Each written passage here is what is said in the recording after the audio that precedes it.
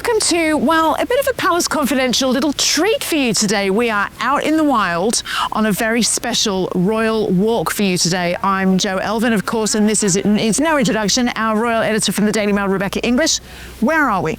Well, we're not just in the heart of London, we're actually in the heart of Royal London. I think the viewers might recognise a lot of the places we're going to walk past in terms of what they've seen on television. Or come and stood amongst the crowds and we see the carriages pass for state opening of Parliament and other royal events. So it's going to be a real treat. So we've got St James's Park here, Birdcage Walk here, which is like, as you say, it is the heart of Royal London. As usual, there's loads of barricades around because there's always a parade or something coming through, isn't there? So let's start walking on this royal walk. Now, it's an absolutely beautiful day in London. We're being very, very spoiled. So tell us, what do you think we're going to see? Where we're walking now is Birdcage Walk. Now, this is so named because James I in the 17th century, he had a huge menagerie in Avery. Are you going to have facts? I'm going to have facts. This is amazing. Yeah. He had an Avery and a menagerie, and the aviaries were all down here, so this is why it's named Birdcage Walk. Right. And until the 1800s, only the royal family and the hereditary Grand Falconer were actually allowed to even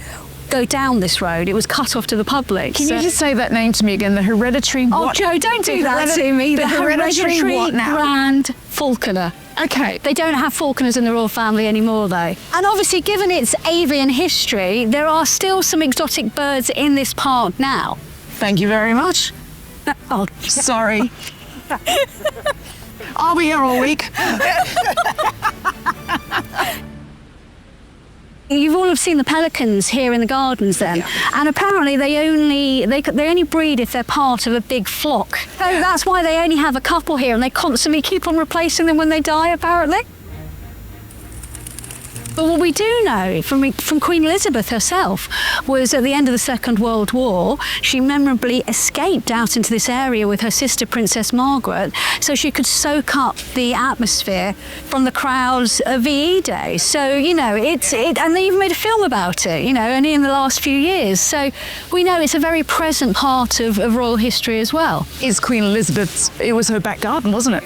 Absolutely, yeah. I mean, they would come out for strolls here because, of course, she grew up at Clara's house because obviously her father, King George VI, was never intended to be king. So she would often come out into this parkland here with her nannies. Do you think that tourists would ever likely catch a glimpse of the younger generation, your Princess George, Louis or Princess Charlotte? Sadly not here at St James's Park, but Kensington Gardens, when the family were actually in residence at Kensington Palace, I would often use that as a cut through, and I've seen the children out there with their nannies scooting up Kensington High Street, Prince George on his scooter when he was little.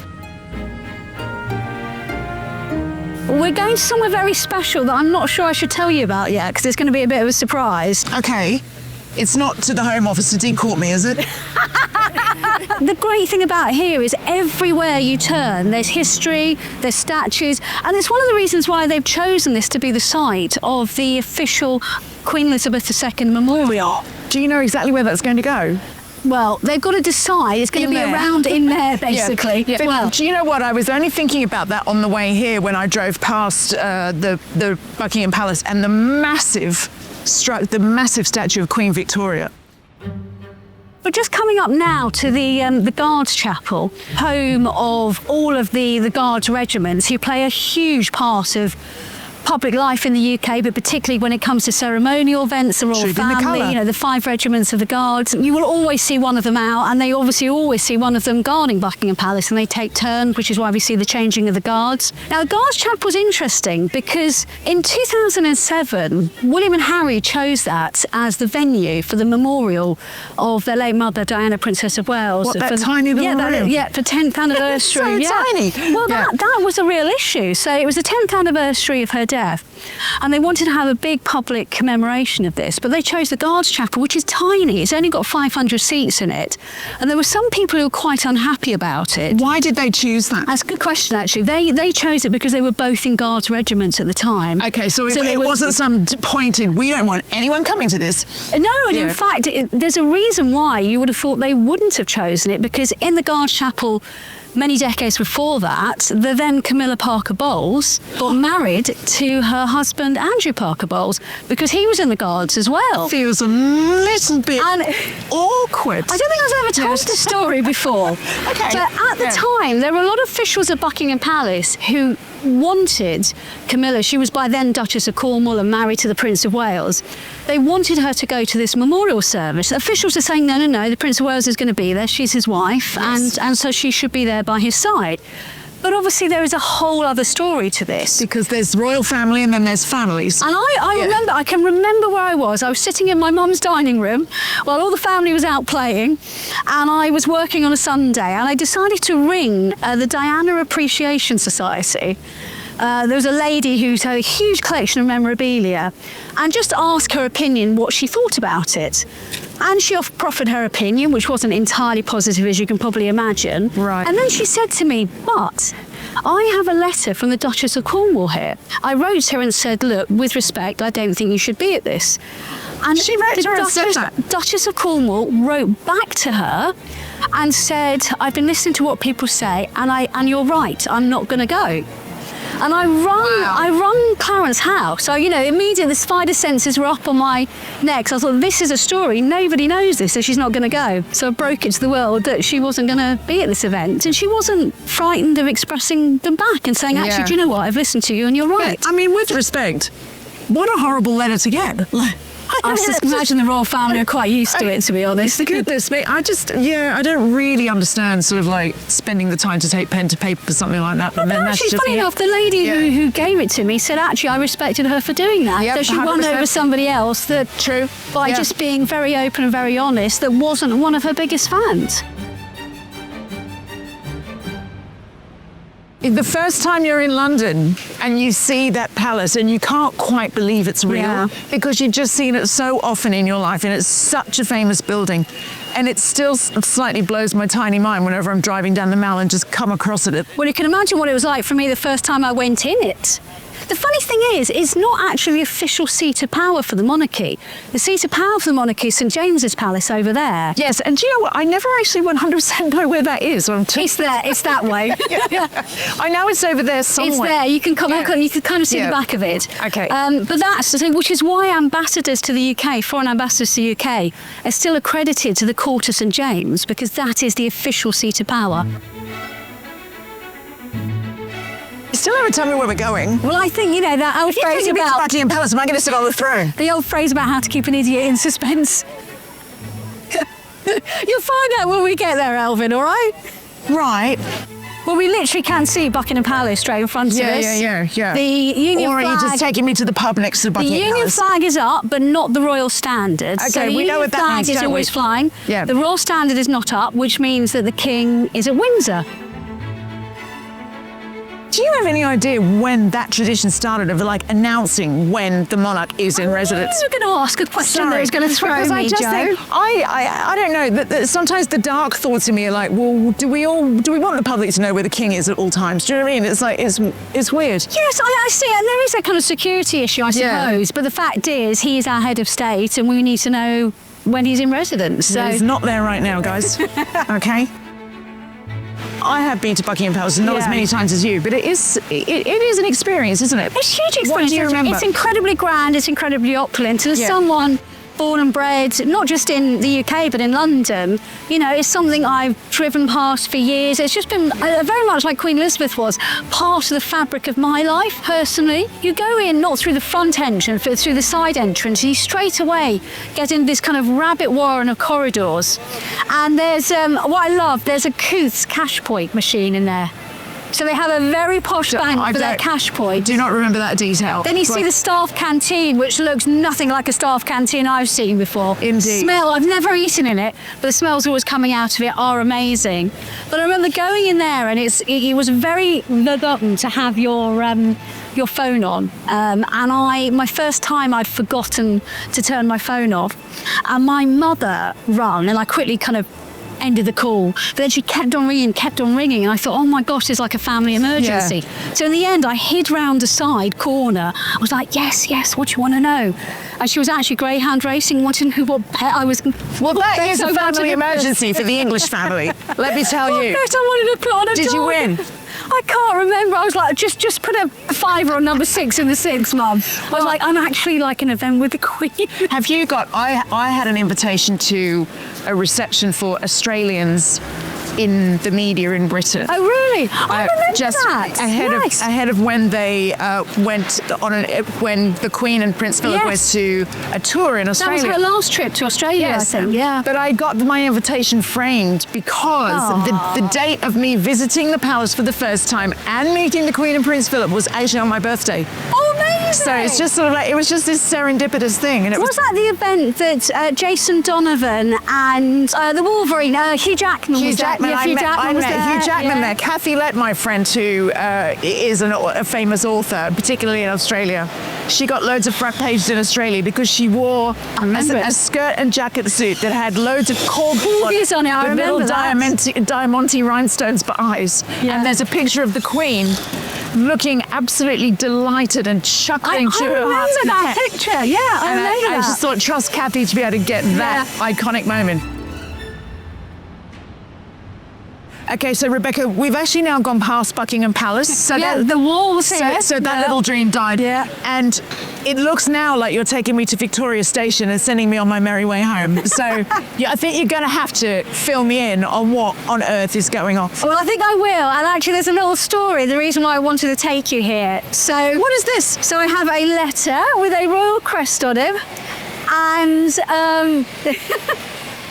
when I was 10, it was my school centenary, and I had to go and see somewhere special. So I decided in my wisdom, 10-year-old wisdom, to write to the Queen and ask her if I could just come and look at her house. And I got a lovely letter back. I've had this letter for 45 years. And the Queen wrote to you? Well, they're one of her ladies in waiting. Same thing.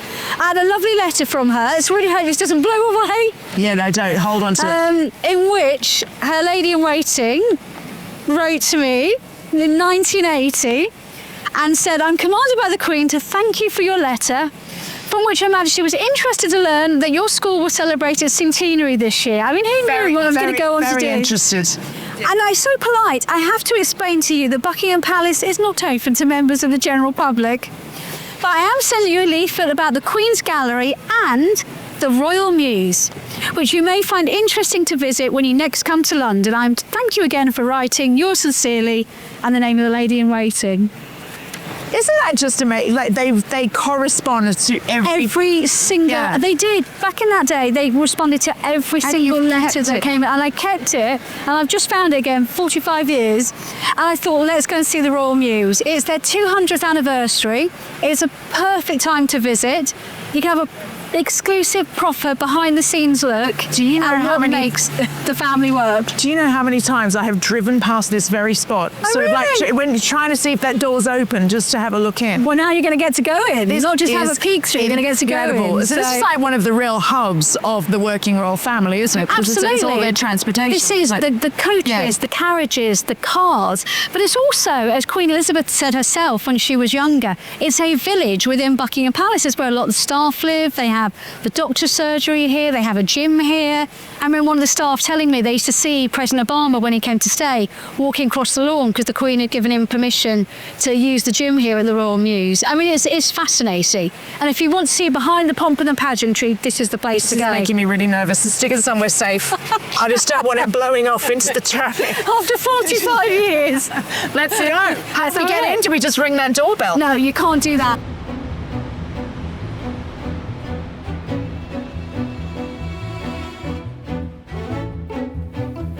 Well, Jo, this is Sally Goodsir, who is the Curator of Decorative Arts at the Royal Collection Trust, which is a charity that, among many things, manages the Royal Mews and all these wonderful things in it. Sally, can you tell us a little bit about the Royal Mews and the setup here and what it does, as well as obviously talking about some of these incredible things that we see on display? We're standing right behind Buckingham Palace, but you might not realise that because it's really quiet. It's almost peaceful, so isn't it? peaceful, extraordinary. We're in the centre of London, between the Palace and Victoria Station. And then Royal Mews is responsible for the road transport of the royal family. So that includes carriages and nowadays cars as well. No horses though here this week, but there are normally horses here in the Mews. There are normally horses here, but it's a very busy equestrian week. It's Royal Ascot. Yes, so, you know, it's going to be quiet. There's no neighing in the background. And so how many items do you have here roughly in terms of coaches and carriages and So on display, there's over 10 coaches and there's always one royal car on display. Yeah. But the carriages can be used for royal events. So sometimes they're used for Trooping the Colour, for example, which was last weekend. We saw some of the carriages out on the road. And of course, every day at Royal Ascot. Yeah, Amazing. And apart from, talking to people like us, what is your day-to-day life like being a curator for something as extraordinary as this? Well, the really lovely thing about the Mews is that we have an amazing history on a lot of these carriages. So it's presenting them to the public. The Mews opens to the public 10 months of the year, so you can come and see the carriages for yourself, experience what the royal horses look like, what the stables look like. So it's quite exciting to have curating of a historic building with historic objects, but it's still a living, working collection. I think that's one of the most attractive things, isn't it, globally about our royal family and the residences and the palace and the crowns. Everything's used. Everything's, very much a working object as well as being historical. Exactly, and it's living history. Yeah. It's just fascinating. I can't wait. Where should we start? Well, we're starting maybe with this carriage, which is behind us. We call them state coaches, but in the generic, they are carriages. They're four-wheeled equestrian vehicles. And what one do we have here? Well, we have one here that we call Queen Alexandra's state coach. It was purchased in the 1860s, refitted in the 1890s for Queen Alexandra, Edward VII's consort. But since the 1960s, it's been used for a slightly more unusual purpose than conveying people. So we can see that the carriage door is open behind us, and there is a slightly odd-looking red velvet structure inside the carriage. It's like a card table. For cocktails. It's not for I cocktails. love the fact that I said cards, you said cocktails. I think that says quite a lot about us. This is something a lot more precious. So at the state opening of Parliament, which happens at the start of each new parliamentary session, the imperial state crown is conveyed on this red velvet cushion. Wow. So people do sit around it. They sit in the carriage with it. But because it's so important, when the crown is inside there, it has an escort of the household cavalry. So it's treated as if the crown is that precious that it needs this cavalry escort. Well, it is a priceless object, isn't it? It is, absolutely. And it's stunning inside, all this kind of blue brocade. And actually, it's tiny, which I can imagine probably tells us a lot about the size of the people it was made for as well. Yeah, I think it's quite surprising how small the interiors of some of the carriages can be. If you imagine that's to convey 4 people. But this is the only time you would see it is for the state opening of Parliament now. They don't use it otherwise. Well, for large state visits in London, there's usually a carriage procession on the first day of the visit. So a lot of the carriages are used for those occasions as well. Would that table be removable then? It is removable on those occasions, yeah. But we like to display it for that particularly special use. Yeah. So for state visits, is that something that, another, like a President Trump or somebody might be in?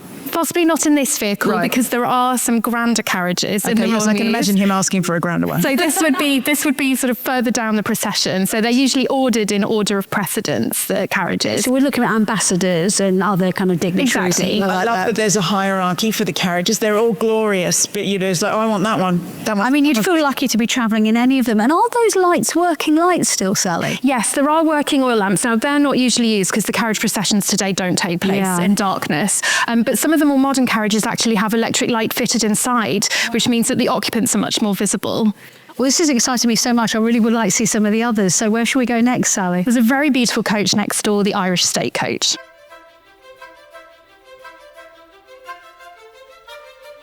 The coach we saw looks a little bit homely compared to this one, doesn't it? We feel like we've really gone up a notch. So tell us a little bit about this, Sally. Well, this is the ultimate piece of trying to tempt Queen Victoria into purchasing something.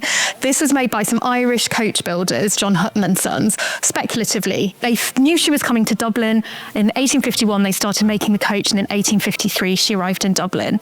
And they thought she might like it. And she did. She purchased it. And it really reflects Irish coach building at that point. So it's a really special example of that now. But actually, what we're looking at, interestingly, is not an 1850s coach, because in 1911, in the preparations for the coronation that year, it was burnt in the restoration workshops, and only the chassis was left. And it was rebuilt in 11 weeks. And in those days, the coach building industry in London was outsourced. But today, because it's such a rare skill, we actually have coach restorers and harness makers here at the Mews. So that's something else that people find out about when they come and visit.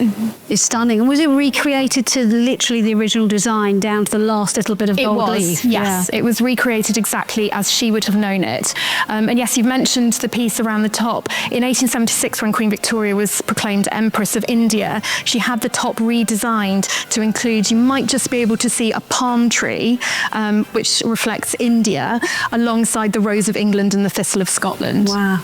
Just give me a palm tree on my coach. But what would you have from Australia then, Jo? Oh, well, is there anything? Is Australia detailed in any of the coaches? Well, the very next coach we'll see is almost entirely Australian made.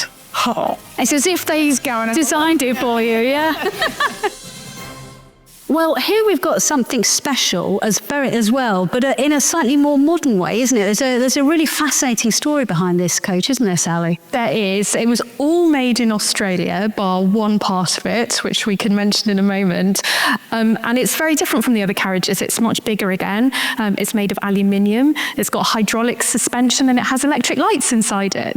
And how did it come into the Royal Mews and into the collection? It was brought together as a project by a former Mews employee, Mr. Frecklington, in Australia, using Australian craftsmanship, with this one exception, in that the crystal in the lamps was supplied from Edinburgh. So that craft just didn't exist in Australia. But the rest of it is this great celebration of Australian craftsmanship and of this project that Mr. Frecklington brought together. Do you know, does anybody in the royal family have a preference for one carriage over the other? Is it, oh, today I fancy this one? How does it work in the decisions about which one to trot out? There's a particular precedence amongst the carriages. So some carriages tend to be more likely to be used by the sovereign and others less likely. So in a royal procession, for example, this carriage is often the first, and it often does convey the sovereign. And they're quite easy to spot sometimes, even if you're not sure which carriage they're in, because their carriage would be drawn by grey horses rather than the dark brown bay horses. I can imagine this works because it's very noticeable. Obviously, it's bigger than the other carriages, but the windows are bigger. So I can imagine it makes the occupants more visible, doesn't it? To it the really people, does. to the cameras. Yes. And unlike some of the historic carriages, which have quite dark upholstery, this has primrose yellow silk, which, you know, in a glorious summer day looks amazing when it's lit from inside, and it really lights up the interior. And I believe the maker, he wasn't commissioned to make it, was he? He kind of almost did it on a whim, in the hope that because of his incredible craftsmanship that Queen Elizabeth would take delivery of it. Yeah, and it's been really enjoyed by visitors since it's come here. I think they're quite surprised to realise that such crafts and skills still survive. But also, like, this is the second carriage we've heard about that was built on spec in the hope that the royal family would like it. How many people are out there building like this kind of brand thing? Almost nobody. It's a with things like, you know, the modern touches, the aluminium, the sort of like the electrics. Does that make it in a weird way less valuable than the older, more historic carriages? I think from a skills perspective and from a craft perspective, it's just as valuable to be here as the other carriages.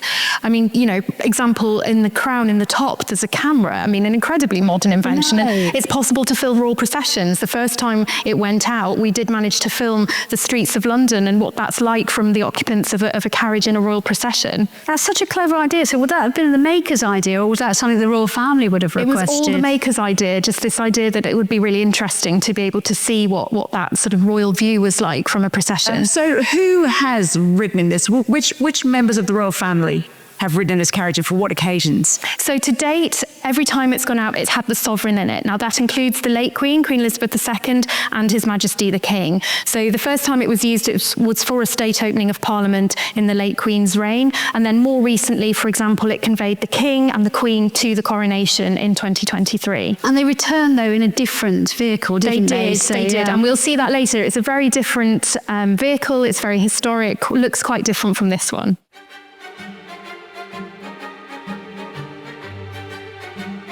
So we're standing here in front of a Rolls Royce. I mean, magnificent. It's a Phantom 5 and it was purchased by the Queen Mother in the 1960s and mostly used in its more recent history by the King when he was Prince of Wales. And that beautiful maroon colour, which all the royal fleet have, isn't it? And it's obviously the classic colour. So this claret is carried by the cars and it's also carried by the carriages as well. Some of them have slightly raised roofs so you can partly stand up before you step out. So very important to arrive at a royal event like that. And also some of the engines are modified so that they can run at low speed without that problem on a manual gearbox of starting to stutter. So we have a very small sized flag called a car standard, smaller than a piece of A4 paper, and that's flown by the cars when they're conveying a member of the royal family. And when the late Queen was also being conveyed, she had this very special car mascot. So the Spirit of Ecstasy that we often see on a Rolls Royce and is on the bonnet right now would be taken off and replaced with a figure of St George killing the dragon, that great British symbol of St George. So where next? Well, next is the most spectacular carriage. If those weren't spectacular, I'd love to see what this one is. Mine's blown up. Yeah. Oh, wow. Now this is a coach. If you wanted a gold coach, Jo, then this is a gold coach. It's huge. Welcome to the Gold State Coach House. Well, that's a brilliant dramatic entrance into this. I mean, it's the kind of coach if you dreamed of a little girl being a princess. This is the kind of coach that you dreamt you would ride in one day, wouldn't you? It's spectacular, Sally. Somebody did dream this up and have it made. Who was it? So it was dreamt up and made for George III. It was meant for his coronation in 1762, but it wasn't ready in time. So he first used it for a state opening of Parliament. The level of detail on it, I'm sure we'll get a chance to have more of a look at it, is extraordinary. Can you tell us a little bit about the design? I mean, everywhere you look, there's something to marvel at. His equestrian friends and these connoisseurs of his generation put a group of people together to design this coach. Nothing like it had been built. It was very large. It was gilded, which wasn't normal for coaches of the period. And they wanted to put this messaging on it about Britain's success in the 7 Years' War. So there's a lot of Britain's naval power features in the symbolism on the coach. Britain had just won a war, mostly fought as naval battles.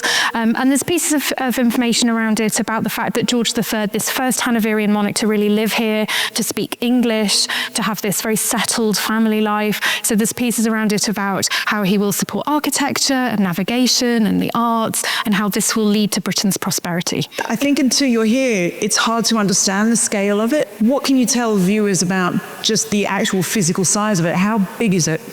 It's about twice the size of a normal coach of the 1760s. So everything looks very normal, but it's supersized. So the wheels that we might have a look at later, they're as tall as us, if not even a bit taller. And the monarch has to climb sort of several steps to get into this carriage. The whole body is elevated so that in a royal procession, the sovereign can be seen above the heads of the crowds. In the modern day, in the 20th century, it has become a coronation vehicle. But really, it was used quite regularly in the 18th and 19th centuries. So it would have been used for state openings of Parliament, big formal occasions, the big drawing rooms and balls that were held at St James's Palace, it would have been used for. And it's really in the 20th century, even in the post-war period, that it's really become for coronations. And how much does something like this weigh? I mean, I couldn't even begin to calculate it, but I'm assuming someone has a long time. Yeah, we estimate it weighs about 4 tons. It's wood, so it's very heavy. Some of it's lime wood, some of it's pine, some of it's oak, walnut. It varies according to the different parts of it. And of course, the giant wheels as well, they also add to the weight. So that when it's on display here, it's generally displayed, held up partly on jacks so that the structure from a conservation perspective is held steady. With the wood underneath the gilding, how has that lasted so long? So since the 1760s, we think it's been regilded up to 7 times. And the last major regilding was in 1977 for the Silver Jubilee of the late Queen. But we have specialist gilders within the Royal Collection, carriage restorers here at the Royal Mews, and people who specialise in the textiles, for example, to keep the silk inside in beautiful condition as well. Now, Sally, one thing, this would actually be drawn by more horses, wouldn't it? It would. So we're looking at a reduced version of the Gold State Coach. As if there is such a thing. So it actually takes 8 horses harnessed in 4 pairs to draw it. So just where we walked in would be the front of the carriage procession, just for this one carriage. Yeah. Historically, it would have been driven by a coachman sitting on a box here, and you imagine how high up he must have been to control those 8 horses with the reins, seated up here with his head sort of level level with the top of the carriage. And what are these portraits of? So, for example, here on this door panel, we have Mars and Minerva, the god of war and the goddess of love, holding the imperial state crown. So this idea of the British monarchy bringing together sort of peace and prosperity. And I take it there would be no resentment at the time, because obviously even then the differentiation between rich and poor would have been possibly even greater than it is now. And this would have been extraordinary if you imagine a life with much more muted colours in your everyday life. Yes. And you'd see this coming down the street, you know, perhaps going to St Paul's Cathedral or Westminster Abbey or the Houses of Parliament. This was extraordinary. I mean, we think it's amazing today. I think it would have been even more so in the 1760s. Well, Jo, stand next to it, but don't touch it. I'm 5'7". So how tall do we think this wheel is then? That's going to be 6 foot, isn't it? I think so. What's interesting is when it was built in the 1760s, there were no brakes. So it's a very heavy coach. It's only ever used at a walking pace. And then in 1902, with a little bit of a refurbishment, disc brakes here were added. I was going to ask you what that was, yeah. So that really helps with, for example, journeys to, say, St Paul's Cathedral with Ludgate Hill. It really helps that there's a braking system. Before that, it would have taken footmen to hold the carriage wheels with blocks underneath. They would have placed blocks there. They would have just walked alongside it, would they? They would have walked alongside it, and the moment it was started braking, which you would know because the coachman would have communicated, the wheels would have been held with chocks. I think one of the fun things when you come to visit, we have a little moment for the visitors where we talk to people about how does it get out of here, because you might realise it's much taller than any of the doors we've been using. And what it takes is that a section of wall is removed with the lantern above it, the light above it, and it is rolled out using a multi-point turn, so a very intricate moment for the carriage restorers. So, which is another reason why you don't trot it out that often. And has the wall been adapted especially for that purpose then? The wall was adapted in the 20th century so that we could display the coach to visitors, but when needed, it could still go out. So, I was kind of hoping that we'd get to have a go in the coronation carriage, but weirdly they said no. Funny that. It's as if they didn't trust us, but we have made it in to a replica landau. And it's a little bit wobbly. I can see what they mean about it. What is a replica landau, honey? Well, a landau is what they drive when you see them this Order of the Garter or Windsor, or you see them processing down the long walk on the way. I was told this is the kids' carriage. This is a kids' version, but we're in it, so you know. I mean, it's nice to sit down. It's a little wobbly, actually, isn't it? it? There's no room for a drinks trolley. What an incredible place, though. I know, it's amazing. And the fact that it's working, and all these carriages and these coaches and these state vehicles are all very much working items of the royal household. And you're allowed to come and see it. It's working, living history, and I've just found it fascinating. And for me, obviously, childhood ambition. Tick. You finally got in. Yeah, you finally got in. Yes. I did. I've really loved today. I've really enjoyed it too, our royal actually. walk. If you have liked our royal walk, do tell us, and we might do another one sometime. That'd be really good What do you fun. say? Yeah, Where we should should we get go? Richard along next time. Oh yes, I know. Yeah, you're probably all missing Richard, aren't you? We'll let him in the gang. Yeah. Yeah. How does one say goodbye when one is sitting in a carriage? Well, you know there is only one way, Jo. Shall we do royal this? wave. Bye-bye. You do that better than me.